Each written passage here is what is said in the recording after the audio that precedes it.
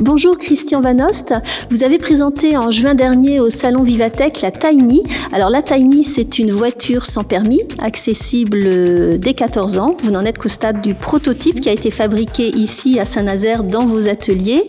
On peut dire que vous avez la passion du design automobile. Comment en arrive-t-on à un tel projet ?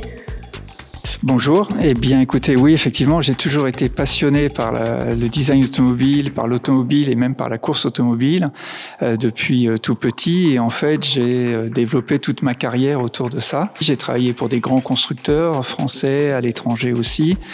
J'ai dirigé un bureau de design sur la région parisienne, j'ai créé une première société où je fabriquais des voitures de course sur le circuit du Mans, et puis depuis quelques années j'ai créé cette nouvelle structure CVO Design, et depuis 2019 on est implanté à Saint-Nazaire dans ce bâtiment, et on a développé depuis avril 2022 ce projet Tiny. Alors quelles sont les caractéristiques de la Tiny ?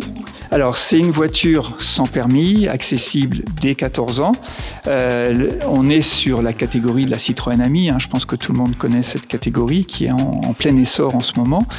L'objectif pour nous était d'essayer de résoudre certains problèmes qu'on a sur la Citroën Ami, notamment des problèmes de recharge de batterie. Quand on n'a pas de point de recharge chez soi, quand on n'a pas de garage, quand on n'a pas une prise accessible sur son trottoir. Vos batteries, vous, sont amovibles. Voilà, nous on a des batteries amovibles qu'on peut emmener chez soi, qui sont très légères et qu'on porte chez soi le soir et qui sont rechargées le lendemain matin. Donc ça c'est un premier point qui est assez différent. Deuxième point, on a une voiture qui est plus petite que la Citroën Ami, qui est déjà très courte, mais nous on est encore 50 cm plus court qu'une Citroën Ami, et pour autant on a plus d'espace à l'intérieur. Par exemple, on peut emmener 3 valises cabines dans cette voiture et 2 passagers.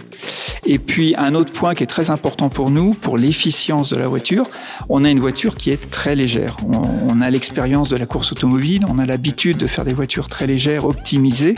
Eh bien, on a appliqué ce savoir-faire sur ce projet, et une Citroën Ami fait 480 kg, nous on fait tout juste 200 kg. Et c'est aussi dû aux matériaux que vous avez utilisés. Elle est en bois, je crois. Voilà, elle est en bois. On a un composite de bois, donc une structure qui est extrêmement rigide, mais pour autant extrêmement légère. Et puis, on a optimisé la conception de la voiture pour la rendre la plus simple possible et pour y mettre le juste nécessaire de façon à pouvoir se déplacer sans surcoût et sans surpoids. Et au niveau de l'autonomie ? Alors en autonomie, on a plusieurs possibilités. On peut avoir 2 batteries amovibles et ça nous fait 30 km d'autonomie. Et si on rajoute 2 batteries supplémentaires, on est à 60 km comme une Citroën Ami. Votre objectif est de la commercialiser dans combien de temps ? Il y a encore d'autres étapes à franchir. Oui, alors là, on est au premier proto, comme vous le disiez, qui a été présenté à Vivatech au mois de juin cette année. On doit finaliser encore toute la partie engineering du véhicule. On a encore un certain nombre de calculs à finaliser. On a la partie homologation et la partie industrialisation. Donc tout ça, ça nous emmène, si on tient notre planning, à, je dirais, fin 2024 pour commencer la commercialisation.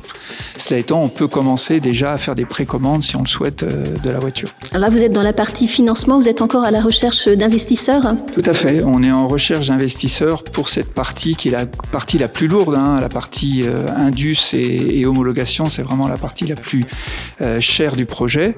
Donc on recherche aujourd'hui des financements, des investisseurs, pour une somme autour d'1 million d'euros à peu près. Merci Christian Van Ost. Mais je vous en prie, merci.